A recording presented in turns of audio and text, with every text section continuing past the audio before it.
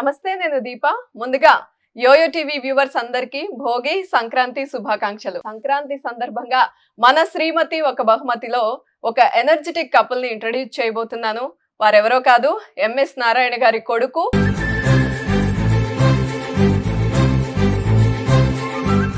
అసలు మీది లవ్ మ్యారేజా అరేంజ్డ్ మ్యారేజా? లవ్ తర్వాత అరేంజ్డ్ మ్యారేజ్. పల్స్ పట్టారు మీరు. అమ్మాయిలకి ఏమి ఇష్టమో అమ్మో.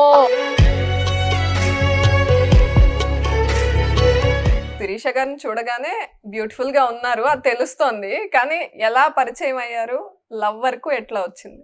భగవంతుడు ఒక ముడేసిన తర్వాత మన చేతుల్లో ఏముంది? ఓహో, అటు తోసేసారా? Okay okay. అయితే మీ పెళ్లి అయ్యేటప్పటికి ఆయన హీరోగా ఒక మూవీ చేసేసి ఉన్నప్పుడు అసలు ఆయన వస్తే ఓకే కొడుకు cinema hero. Okay.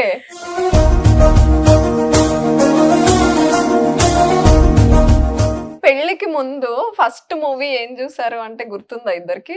Jagadamba theatre లో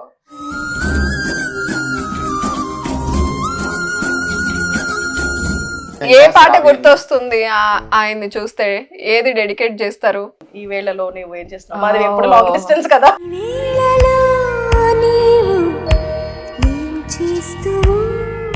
ఇంత ట్రెడిషనల్ లవ్ ఏంటండి అసలు? మరీ ఇంత ట్రెడిషనల్?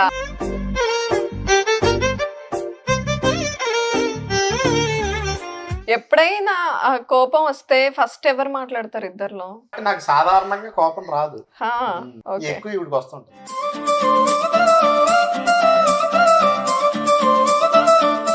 అంటే డాడీ ఆలోచన మిమ్మల్ని హీరోని చేయాలి అనేది.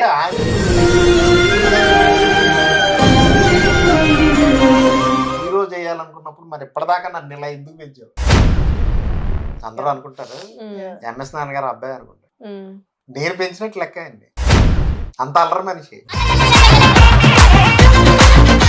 ఇన్నేళ్ల జర్నీలో ఏదైనా చెప్పాలనుకుని చెప్పలేకపోయిందో, లేకపోతే ఏదైనా విషయం తనకు కన్వే చేయాలనుకున్నది, ఒక మంచి విషయం చెప్పండి.